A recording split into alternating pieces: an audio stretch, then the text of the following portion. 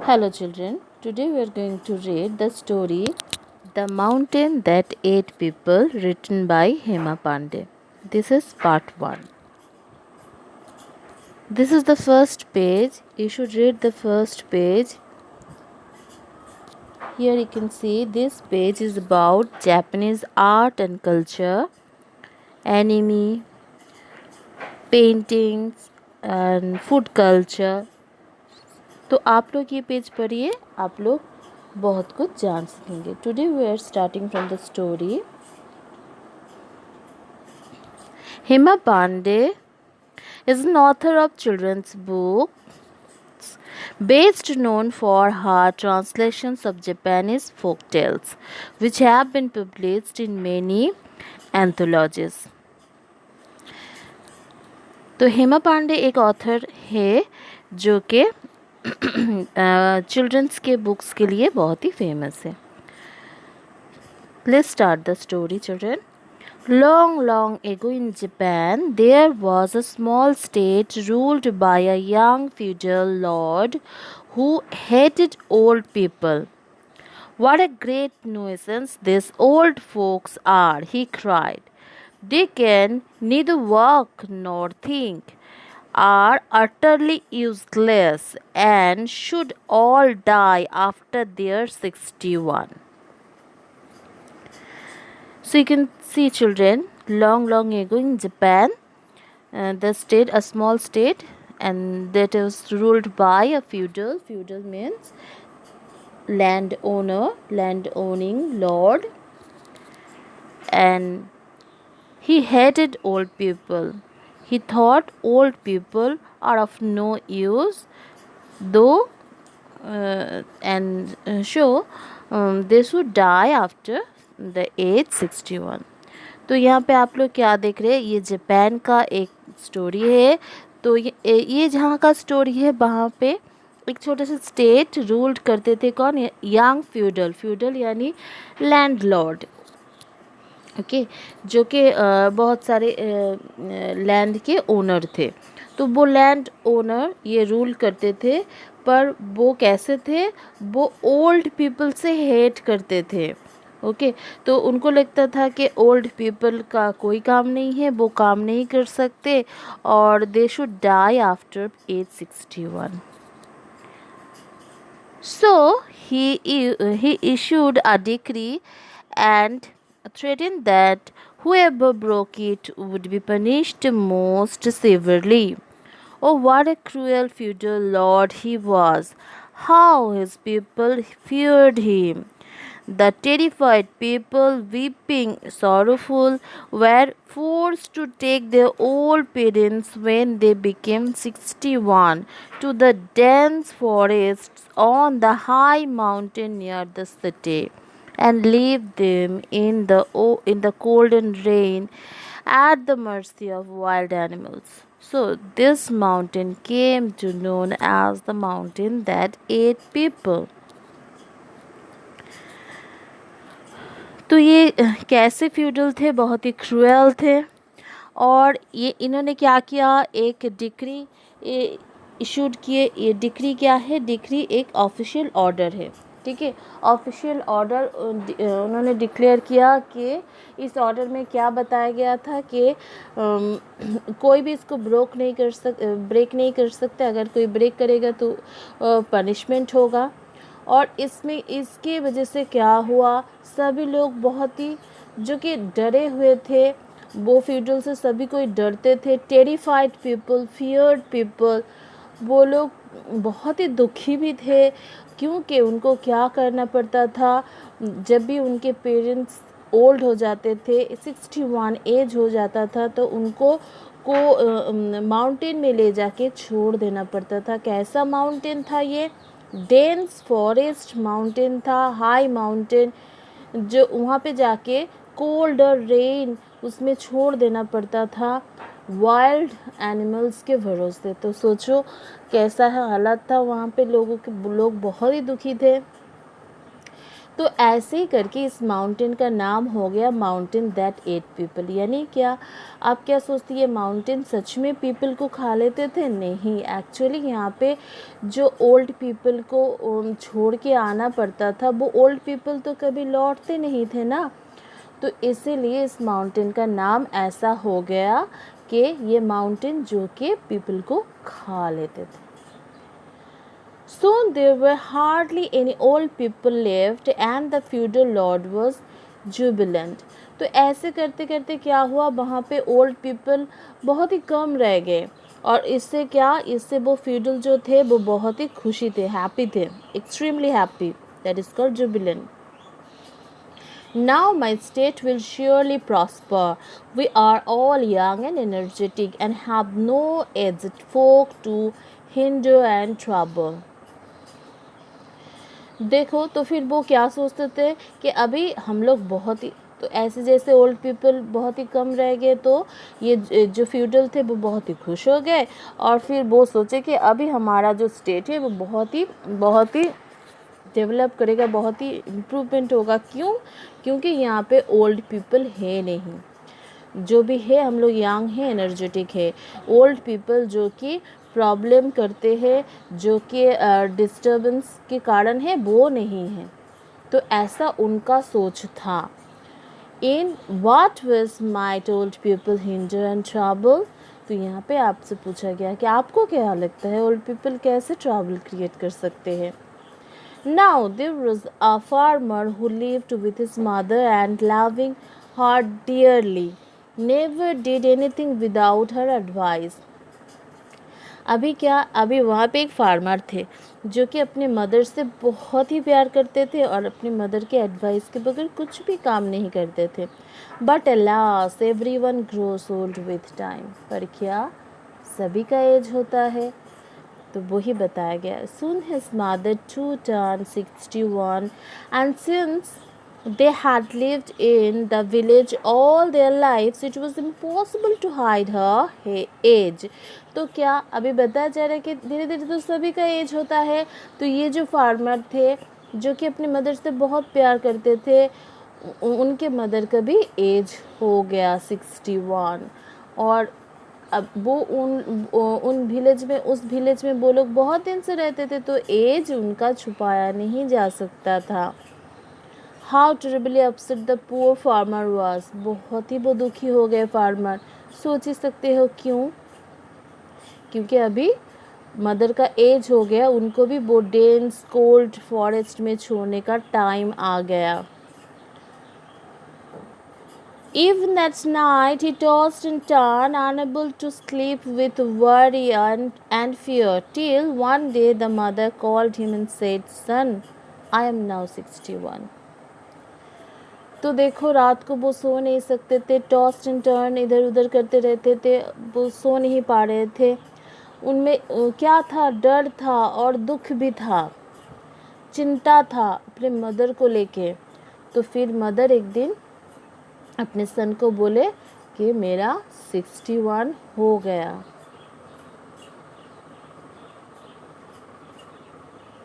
Please take me quickly to the mountain and leave me there. The longer you delay, the more miserable you shall be, and the heartless Lord will punish you fearfully. Don't be sad for me, since we must all die someday.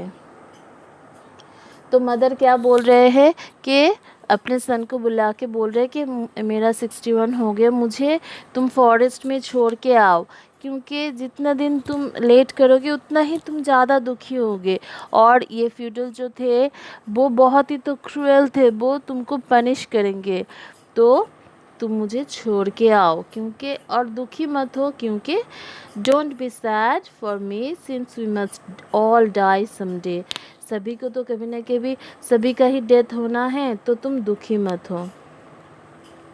Oh mother, forgive me, sobbed the unhappy man. I cannot do this.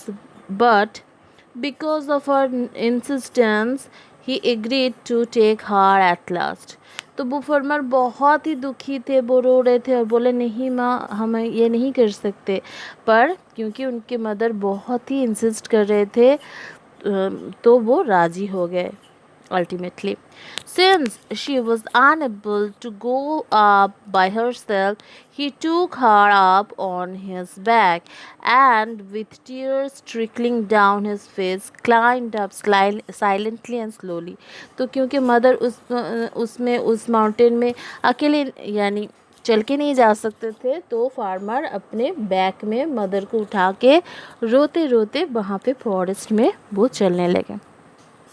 The narrow path wound up through dark and desolate forest. Desolate forest, ये forest कैसा था? बहुत ही dark था, वहाँ पे कोई उतना जाता नहीं था। Gradually even the trail could hardly be seen in the falling dusk. तो धीरे धीरे ये रास्ता जो है वो दिखना बंद हो गया। ग्रेजुअली हार्डली बी सीन यानी ऑलमोस्ट दिखाई ही नहीं दे रहा था। फॉलिंग डास्क, क्योंकि ये कौन सा टाइम था? डास्क। डास्क कौन सा टाइम होता है? जब सनसेट होने लगता है, वो टाइम होता है डास्क। इसका ऑपोजिट होता है जब सन राइज होने लगता है, वो डॉन। ठीक है, DAWN। The farmer had to part the tall grasses and lift the overhanging foliage as he climbed higher and higher. तो ये फार्मर को अपना रास्ता बना के चलना पड़ रहा था, टॉल ग्रासेस को पार्ट करके हटा के उनको रास्ता बनाना पड़ रहा था। ओवर हैंगिंग जो फॉलिएज थे, फॉलिएज यानी कि लीव्स, वो लीव्स को, तो लीव्स को, ओवर हैंगिंग फोलिएज को तोड़ तोड़ के फिर रास्ता बना के जाना पड़ रहा था। Crack! Suddenly the old mother perched on his back broke off a twig from a tree. तो सडनली क्या उन्होंने देखा कि मदर ने एक ट्विग को तोड़ा, पेड़ के जो ब्रांच होते हैं उसको तोड़ा। Hardly had the farmer taken a few very steps more, then crack, she broke another, again crack, crack. The puzzled young farmer stopped. Mother, why are you breaking so many twigs? He asked. तो जैसे वो चल रहे थे तो mother क्या कर रहे थे? ट्विग्स, यहाँ पे आप लोग पिक्चर में देख सकते हो कैसे वो अपने मदर को लेके जा रहे हैं। तो मदर चलते चलते क्या किए? ट्विग्स को तोड़े जा रहे थे। तो फिर लास्ट में वो फार्मर पूछा कि मदर, आप इतने सारे ट्विग्स को क्यों तोड़ रहे हैं? I am breaking and throwing them down, replied the mother Kamli. I know that I will not be alive by tomorrow, but it will be extremely dangerous if you lose your way returning home. तो फिर mother ने बोले कि देखो, ये forest जो है बहुत ही डेंस है, तो हम तो कल तक ज़िंदा नहीं रहेंगे, पर तुम अपना रास्ता अगर खो दोगे यहाँ से रिटर्न करते टाइम, तो बहुत ही ये डेंजरस हो सकता है तुम्हारे लिए। तो तुम, इसलिए हम ये ट्विग्स को तोड़ तोड़ के यहाँ पे थ्रो करते हुए जा रहे हैं, ताकि इसको देख के तुम रास्ता पहचान सको और रिटर्न कर सको।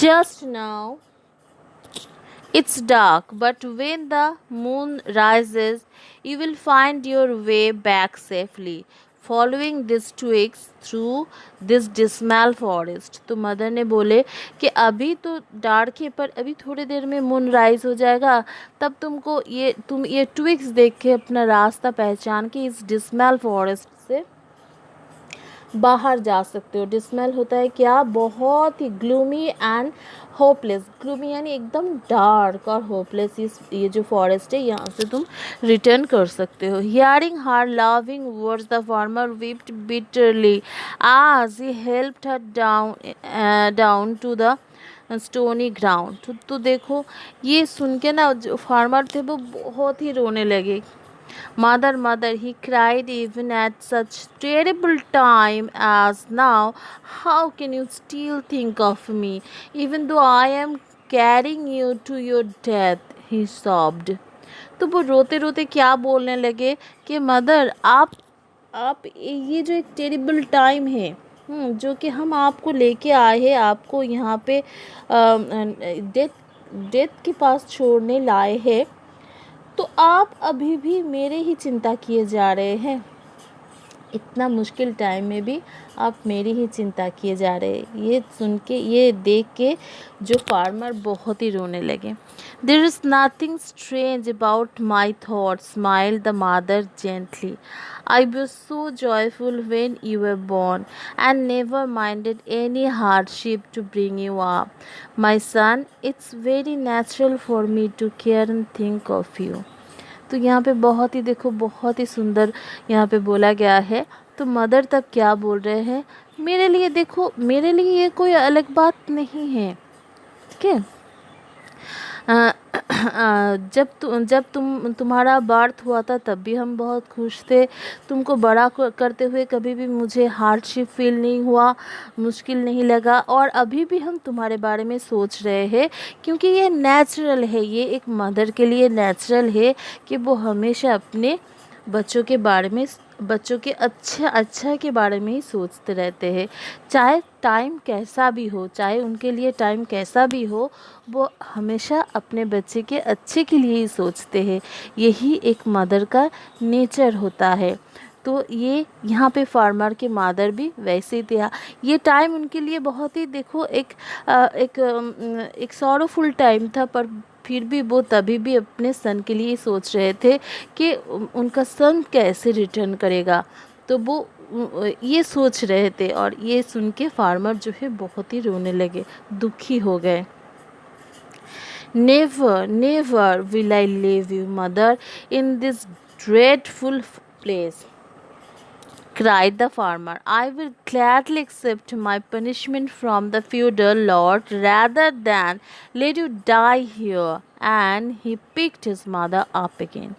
तो अभी फार्मर बोले कि नहीं, हम आपको नहीं छोड़ सकते। चाहे मुझे अगर जो फ्यूडल है पनिश करे तो हम पनिशमेंट ले लेंगे, पर यहाँ पे आपको डेथ के पास ही, इस फॉरेस्ट में हम आपको नहीं छोड़ सकते।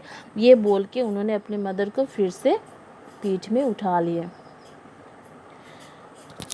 So both of them returned down the mountain that ate people and quietly hid among the bushes on the edge of the forest. When the entire village was fast asleep, they crept back stealthily to their little home. तो ऐसे करके दोनों return किए, दोनों क्या किए, forest से निकल के आए, और वो लोग छुपे रहे जब तक ना विलेज के सारे लोग सो गए। तो वो लोग बहुत ही स्टीलली, यानी छुपे छुपे क्या, अपने होम में आ गए, छोटे से घर में आ गए। Was this a wise decision by the son? तो यहाँ पे आपसे क्वेश्चन किया गया है, क्या एक वाइज डिसीजन था सन का? आप सोचिए। The farmer worked hard day and night, digging up the floor within the house. He made a small room under the ground, hid the old mother in there, and looked after her well. तो सन ने क्या किया, farmer सन ने क्या किया, वो दिन रात मेहनत करके क्या किया ना, अपने घर के नीचे डिग करके, खोद के एक छोटा सा रूम अपने मदर के लिए बना दिए, और वहाँ पे अपने मदर को रखे और उनका अच्छे से देखभाल करने लगे। During the day he tended his fields cheerfully as usual, never letting anyone know his dreaded secret. तो देखो, दिन में वो जैसे काम करते थे नॉर्मल, वैसे ही करते थे, अपने फील्ड में काम करते थे, और कभी भी वो अपना ये सीक्रेट किसी से नहीं बोले। कौन सा सीक्रेट? ये जो मदर को वो अपने घर में ही छुपा के रखे हैं वो। A year passed and yet another. One day the mighty overlord of the neighboring state came thundering with his army and horses and waged war against the feudal lord, defeating him. तो इसके बाद story थोड़ा सा change हो जाएगा। यहाँ पे क्या बताया गया, ऐसे करके ईयर बाय ईयर पासिंग होते गए, सालों गुजरते गए, और एक दिन क्या हुआ, जो नेबरिंग स्टेट का जो नेबरिंग स्टेट का जो लॉर्ड थे वो आए, और क्या इस अपने जो आर्मी हॉर्सेस सबको लेके आए, और ये फ्यूडल लॉर्ड जो कि क्रूएल फ्यूडल लॉर्ड थे उनको हराने के लिए आए। तो उनको हराने के लिए ये लॉर्ड आए। इसके बाद स्टोरी क्या होता है वो हम लोग देखेंगे। यहाँ तक स्टोरी थोड़ा सा अलग था, इसके बाद थोड़ा सा चेंज होगा, ठीक है, जो कि आप लोगों को और भी अच्छा लगेगा। तो आप लोग एक काम करो, इस स्टोरी को रीडिंग पढ़ो, एंड नेक्स्ट पार्ट के लिए डिस्क्रिप्शन बॉक्स में देख सकते हो। Thank you.